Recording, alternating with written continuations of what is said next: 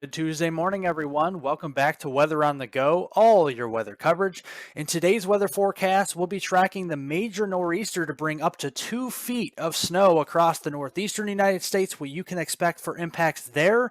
More flooding across the west coast with heavy rain and snow this week, and then a potential weather pattern change toward the end of March and early April we'll talk about at the end of this video. Getting right into the forecast details today, we have a powerful low pressure system right off the east coast of the United States with a deep trough as well. And this is going to be producing some heavy snow. So the local National Weather Service offices up here in the Northeast from Boston back here toward Albany, New York, and toward the Scranton region into northeastern Pennsylvania have all issued winter storm warnings. And that actually reaches up into the coastline of Maine. So all these areas in the pink, you have winter storm warnings, and all the areas in the purple, those are winter weather advisories where at least a few inches of snow are likely. And in these tan shaded colors, those are wind advisories down here into Washington, D.C., the Baltimore region, getting down here in toward Philadelphia. We definitely have some stronger winds with this system on the way. So tracking this, noon time frame, some very heavy snow, some moderate to brief bursts of very heavy snow, especially toward the Boston region and then back westward into western Massachusetts here, into western Connecticut and even eastern New York toward the Albany region. Definitely those 1 to 2 inch per hour snowfall rates going through noon today, and then that continues as we head through 6 o'clock this evening. We're going to see more of a rain snow mix down here across Long Island, New York City, getting into northern New Jersey and along most of the I-95 corridor, especially as this low pressure system does that Fujiwara effect and moves a little bit farther to the west as a 980 millibar low by this evening. So more of interior New England from Maine through Vermont, New Hampshire, and eastern New York State will see more of that steady snow through this evening, and this will be producing some strong winds as it moves closer toward portions of eastern Massachusetts and Cape Cod. It's going to be pulling in a lot of pressure falls with this system. So we're definitely going to be seeing some very strong winds out of the north and northeast, sustained between about 20 and 30 miles per hour. And when you factor in the wind gusts, we could be seeing some wind gusts around 40, 50, if not closing in on 60 miles per hour, especially along the immediate coast. And that does raise the concern for coastal flooding up here across coastal Maine, eastern Massachusetts, including Cape Cod, and then down here across Long Island eventually as we head throughout the next couple of days. So we'll definitely continue to watch that as well. But going through the overnight hours into 3 a.m., we'll start to shut off the snow slowly but surely from west to east. Maybe some lingering snow showers up here toward Caribou, Maine, back toward Vermont, New Hampshire, and in toward western Massachusetts. Lighter snow as we get into the 3 o'clock hour. And then by the time we get into midday on Wednesday tomorrow at noon, we'll shut off the rain and snow from west to east, and we'll start to dry up across the northeast and actually start to shovel out and plow all the snow that has fallen across these areas. So looking at the total snowfall accumulation across the northeast through the next couple of days, it's going to be pretty significant, especially interior New England here, across most of central and eastern New York State, southern and central portions of Vermont, New Hampshire, much of central and western Massachusetts, even getting down here into northwestern Connecticut, and then some of that heavier snow will spread up into coastal Maine. A lot of these areas will see over a foot of snow and even potentially over 2 feet in some of the higher elevations here of Vermont and New Hampshire. So if you live in some of those areas into southern Vermont, New Hampshire, or even eastern portions of New York toward the Albany region, definitely could see up to 2 feet of snow with this system. But farther south toward New York City, Long Island down here, maybe even Boston, that very sharp snowfall gradient may prevent you from getting too much snow. Maybe an inch of snow for you in New York City and Long Island. Boston, maybe a 2 to 4 inch snow for you. And then farther south from there, Philadelphia, we may be struggling to even get a coating of snow with this setup going through the next couple of days. And looking at the impacts on the roads out there, we have the moderate to major impacts in the oranges and reds, and even some extreme impacts embedded in there, especially when we do have those 2-foot snowfall totals going through the next couple of days. So take travel slowly out there, leave extra time between you you and extra distance between you and the car in front of you as possible, and leave them plenty of time as well if you do have work or school across the Northeast. But again, we are talking about in our next system all across the western United States, but we are talking as well about some flash freezes down here across portions of the Southeast. And in fact, you see the mid-level temperatures are definitely pretty cold. You see these blue anomalies showing up on the map here by Wednesday morning tomorrow on the 15th, and that is again about 25 to 30 degrees below 0 Celsius, with our temperatures up in the mid levels of the atmosphere, a few thousand feet above our heads. And with that high pressure system focused here across the southeast as a 1031 millibar high pressure with light winds, that is prime conditions for frost and freezes widespread across the southeast. So by Wednesday morning, low temperatures will be down into the middle and upper 20s, even low 30s, with that freezing line all the way south toward Myrtle Beach, Charleston, South Carolina, down here toward the Macon, Georgia region, even getting close to Mobile, Alabama, and even Jackson, Mississippi as well by Wednesday morning. And you can see the Music City up here into Nashville will be into about 26 degrees by Wednesday morning. Birmingham, Tuscaloosa, about 29, 30 degrees here. The Atlanta metro area, about 29 or 30 degrees. So definitely a hard freeze and lots of frost down across these areas, so definitely want to be mindful of that if you're heading out to work or school on Wednesday morning. Definitely bundle up across the southeast. But now we got to talk about our atmospheric river, or Pineapple Express, here across the west coast. We have lots of moisture, and you can see that all the way back across the central Pacific Ocean here, and that is trailing all the way into the west coast today, and that really continues maybe a little bit farther south toward late week, but it's still there, nearly uninterrupted moisture supply by Friday, and then that even continues into early next week on Monday, March 20th, and then we finally potentially shut off that atmospheric river by the time we get into next week on Wednesday, March 23rd. So looking at the alerts out west, we have a lot of winter weather headlines across the Intermountain West with winter weather advisories, winter storm warnings, but we look closer at California and Nevada here. We actually have flash flood watches, flash flood warnings, we have winter storm warnings in those higher elevations of the Sierra Nevada mountains, where we're going to get absolutely crushed by snowfall these next couple of days again. And even some high wind warnings as well, where we expect some very strong winds all across the Sacramento Valley and coastal California going through the next 24 to 48 hours. And we'll note that here that we're going to see very heavy rain going through the afternoon today. This is 1 o'clock. In the higher elevations, you're going to see some very heavy snow with that 995 millibar low across northwestern California. That continues almost uninterrupted across the Sierra Nevada mountains with the snow through 10 o'clock this evening. Some of this rain will be spreading farther south, so places like Los Angeles, San Diego, down here toward Tijuana into northwestern Mexico, and even portions of western Arizona.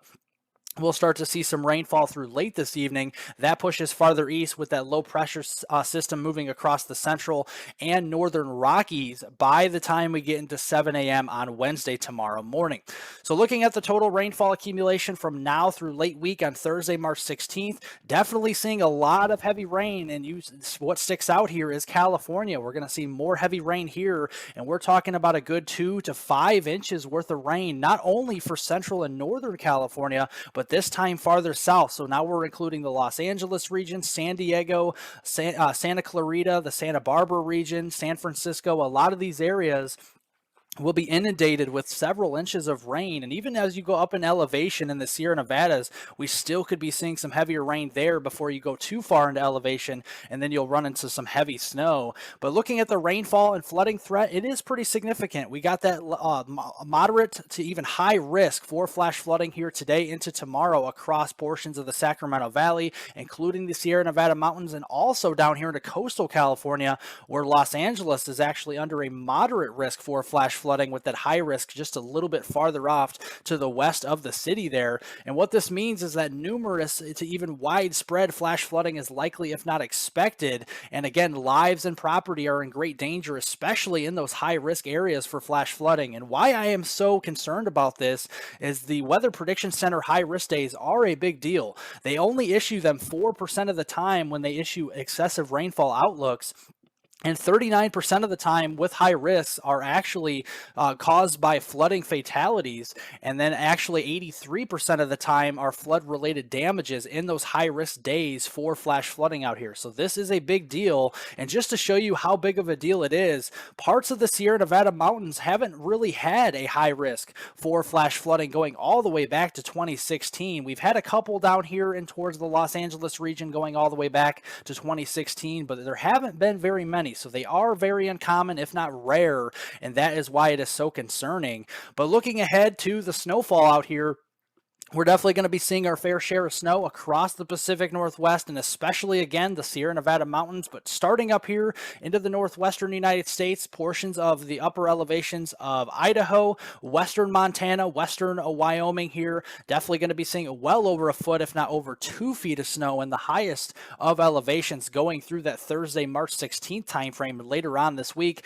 Definitely some heavier snow in those upper elevations of Utah down there toward the Salt Lake City region. And then going farther south. Now, there's some interesting statistics here that I want to look at. The seasonal snowfall accumulation going all the way back to September 30th of 2022. We have seen up to 600 or so inches of snow here across the peak of the Sierra Nevada mountains where the snow labs are down here in California. And just to raise some awareness to some of the statistics here, going all the way back to 1951 and 1952 season for snowfall out here in the Sierra Nevada and snow lab area in California, we had 800 inches of snow, which is equivalent to 66.7 feet of snow that season. And that still is the all-time snowiest record there at the snow lab in California back in those times. But now here to this year, we're already at 650.8 inches of snow, which is just shy of 55 feet. And we have an additional 58.3 inches in the next 7 days, the next week here, according to the snow lab in California, which if that does occur, that would add the total up to 709.1 inches, which would be just over 59 feet of snow on the season. And all we need out here in California would be another 91 inches or just over 7.5 feet to break that all-time snowiest record here, which goes all the way back to the 1951 and 1952 season. So some pretty incredible stuff happening out here across California, to say the least. And again, just through the next few days, this goes all the way through Thursday, March 16th, and we see another 3, 4, even 5 feet of snow potentially out here in the highest of the elevations of the Sierra Nevadas mountains. So you're definitely going to be mindful of that if you're traveling up in elevation. But farther to the east, into the Intermountain West and the Rockies we go on Wednesday evening. We got surface cyclogenesis, another surface low pressure system out here on the Front Range on Wednesday, with that trough starting to develop, and then that continues to kick off to the north and east by Friday morning, reaching the western Great Lakes. We got the deformation snow bands up here across the western Great Lakes and the Midwest, and then that cold front here moving far and wide all the way from the northeast, the Ohio Valley, all the way down to the Gulf Coast by Friday morning. And then this low pressure system starts to occlude, which means it will slow down across the Great Lakes by the time we get to Saturday morning on March 18th, with that cold front extending across the East Coast and down towards Florida. So with this setup, we have severe weather potentially on Thursday afternoon and evening. We have to watch out for a level 2 of 5, a slight risk for severe weather issued by the Storm Prediction Center down here across southeastern Oklahoma, southwestern Arkansas, northwestern Louisiana, and much of central and east Texas here. This does include the Dallas-Fort Worth Metroplex over here towards Texarkana, Shreveport, and then down toward the San Antonio, Austin regions, and getting in toward Houston, Texas as well by Thursday afternoon and evening, with all modes of severe weather possible, from damaging winds to large hail and tornadoes. And just to look at the setup ahead, we actually have a pretty strong cold front dropping south here on Thursday afternoon. High temperatures ahead of the front will be into the 70s and low 80s. And you can see that across the DFW Metroplex toward Texarkana, Shreveport, Houston, all these areas down here will be in the 70s, if not the lower 80s. And then behind the front back here into Oklahoma City, Tulsa, Amarillo, we're going to be back into the lower 40s by Thursday afternoon. And then ahead of the front as well, well, we have the Gulf of Mexico open for business again. Dew points will be rising into the low and middle 60s, providing that CAPE or convective available potential energy needed for thunderstorm development. That'll be up around that 2,000 to 2,500 joules per kilogram range across East Texas and perhaps as far north as southeastern Oklahoma by Thursday evening.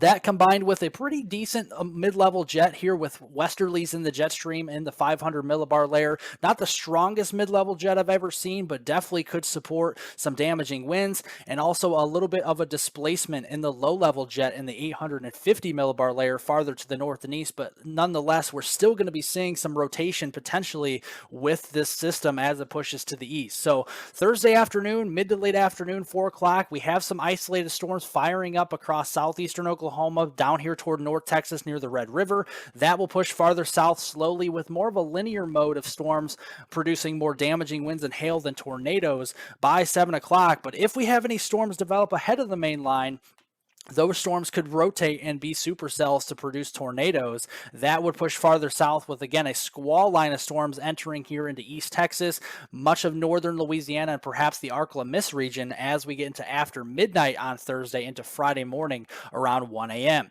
Behind the cold front, though, you see a shock in the system. We were in the 70s and 80s on Thursday. On Friday morning, though, on the 17th, we're going to be seeing temperatures dropping into the upper 30s, if not middle 30s down here toward the Red River, and then even 20s up into northern Oklahoma and the panhandle of Texas toward Amarillo on Friday morning. And then the backside of the system will be providing us with a lot more snow, with the colder air moving in, wrapping around the backside on Thursday afternoon and evening. We're going to introduce some snow chances up here at 1 o'clock in the afternoon on Thursday from the Des Moines region back toward Omaha here, the Kansas City region. Definitely going to be right along that line of rain or snow by early Thursday afternoon. That will push north and eastbound here toward La Crosse, Wisconsin, the Wisconsin Dells, down toward Prairie du Chien, Cedar Rapids, Iowa, and then perhaps as far south and west as Kirksville, Missouri down here by the early evening hours on Thursday. Rain farther east, so Chicago to Milwaukee, all the way down here toward Indianapolis, and even getting into Kentucky here in Ohio. This will all be rain for you. And then again, zooming it out here by Friday morning, all that snow moves into the UP of Michigan, northern lower Michigan up here, and then portions of southeastern Canada with more widespread moderate snow, with all that rain farther to the south with ongoing severe weather across the deep south by Friday morning. So looking at the ensembles for snowfall, maybe a good 1 to 3 inches here from Kansas City through Des Moines, maybe getting into western Illinois here into Wisconsin, just a light snow event. We will pick up on the snowfall accumulation across the UP of Michigan up here into southeastern Canada, maybe a few more inches, approaching 6 inches of snow down here later on this week according to the GEFS ensemble. The Canadian guidance ensembles are still pretty similar with the heavier snow across Ontario here, with maybe a general 1 to 3 inches across Wisconsin, Iowa, getting back towards the Kansas City region later on this week. Looking at the long range weather forecast, we are going to see the cold stick around. This is going all the way through March 23rd, going into the middle of next week. The cold will stick around with likely below normal temperatures going through that time frame, and then going back toward the last week of March. We're actually going to be seeing the colder air persist across especially the west, with more troughs digging in across the west coast, bringing more unsettled weather through the middle of next week and probably even beyond toward the very end of March, with drier conditions favored across the Ohio Valley and the Northeast through that time frame, at least through the 23rd. But then we look ahead to what could happen. We could have a pattern change going to the end of the month, and especially that first few days of April. I know we're a couple weeks out now, but there have been trends to where we'll start to rebound at least near normal to slightly above normal with our temperatures out here, at least across the Great Plains. I know we're in a drought across the Great Plains, so it won't take much to warm up, especially with those dry areas. Again, you got to remember, dry ground warms up faster than wet ground does with all that moisture, so definitely something to watch going into that March 27th through April 3rd time frame, and that is what we'll do here on this channel. So again, guys, if you guys have not yet subscribed, hit the subscribe button down below so you don't miss out on all of my daily weather forecast updates each and every morning on this channel. Thanks to all the new subscribers out there. Definitely much appreciated.